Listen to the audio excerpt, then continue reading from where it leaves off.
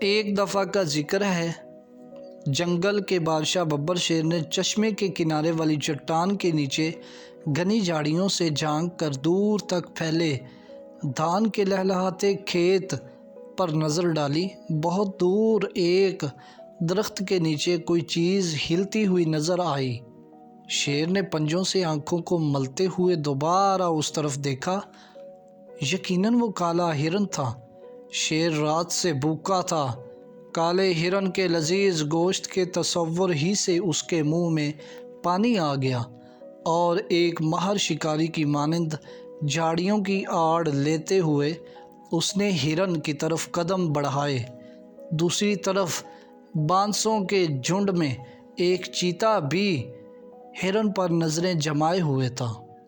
بھوک سے اس کے پیٹ میں بھی چوہے دوڑ رہے تھے۔ چیتے نے بھی ہرن کی طرف بڑھنا شروع کیا۔ ہرن دونوں طرف سے بڑھتے ہوئے خطروں سے بے خبر نرم نرم گھاس کھانے میں مشغول تھا۔ کبھی وہ اپنی بادام جیسی آنکھیں گھما کر ادھر ادھر دیکھتا اور پھر گھاس کھانے لگتا۔ جانور خطرے کی بو سونگھ لیتے ہیں۔ ہرن کی بے چین آنکھیں ظاہر کر رہی تھیں کہ اس نے خطرے کی بو سونگھ لی ہے۔ اس نے کان کھڑے کر کے گردن گھما کر چشمے کی طرف دیکھا جہاں میدان میں دو ریچھ کے بچے کھیل رہے تھے۔ ابھی ہرن نے پہاڑ کی طرف رخ کرنے کا سوچا ہی تھا کہ مشرق اور جنوب سے شیر اور چیتے نے جھاڑیوں سے چھلانگ لگائی اور دونوں تیر کی طرح ہرن کی طرف لپکے۔ ہرن لمبی لمبی چھلانگیں مارتا ہوا پہاڑوں کی طرف بھاگا۔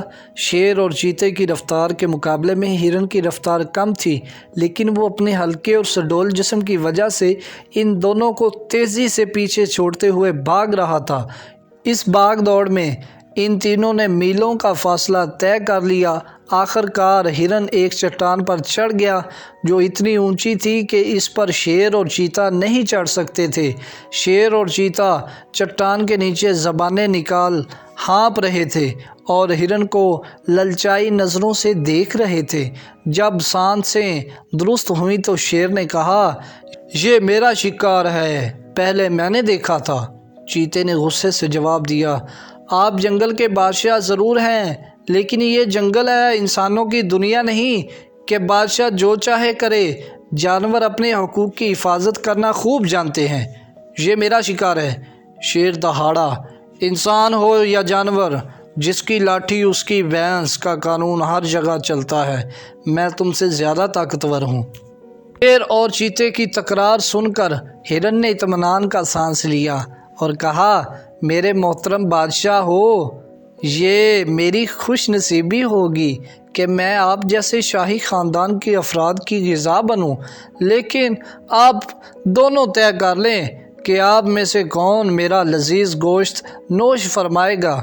شیر اور چیتا دوبارہ تکرار کرنے لگے۔ اسی دوران ادھر سے ایک گدھے کا گزر ہوا تو ہرن نے جھٹ سے مشورہ دیا، میرے خیال سے آپ دونوں اس سلسلے میں گدھے صاحب سے مشورہ لے لیں، کیونکہ مشورہ دینے کے لیے عقل مند ہونا ضروری نہیں۔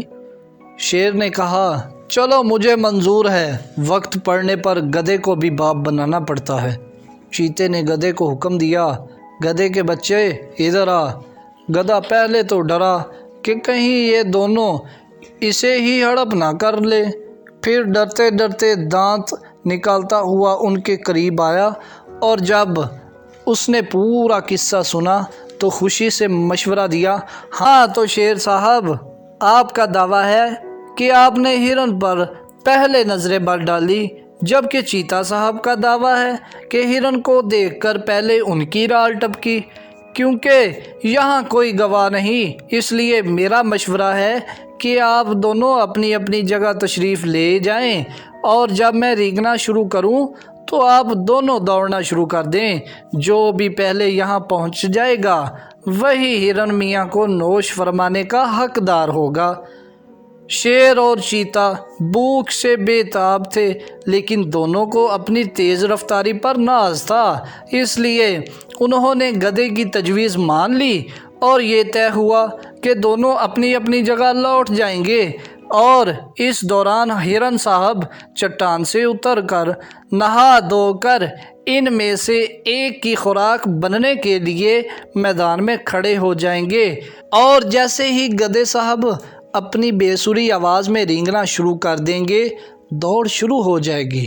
شیر اور چیتا اپنی اپنی جگہ واپس چلے گئے۔ جب کافی دیر تک گدھے کے رینگنے کی آواز نہ آئی تو دونوں کا ماتھا ٹھنکا۔ پہلے تو انہوں نے ایک دوسرے کو گھورا، پھر چٹان کی طرف دوڑنا شروع کیا۔ جب وہ چٹان کے نزدیک پہنچے تو دیکھا وہاں چاروں طرف ویرانی اور سناٹا تھا۔ ہرن کا کہیں پتہ نہ تھا اور گدھے کے سر سے سینگ ہی نہیں، پورا گدھا ہی غائب تھا۔ شیر نے غصے سے چیخ کر کہا، اس گدھے کے بچے نے ہمیں دھوکہ دیا۔ چیتے نے سر جھکا کر افسوس سے کہا، شیر صاحب، گدھا وہ نہیں، ہم دونوں ہیں۔ جی تو پیارے ناظرین، یہ کہانی آپ کو کیسی لگی؟ نیچے کمنٹ باکس میں اپنی رائے دیں، لائک کریں اور ہمارے کاف کہانی چینل کو سبسکرائب کریں۔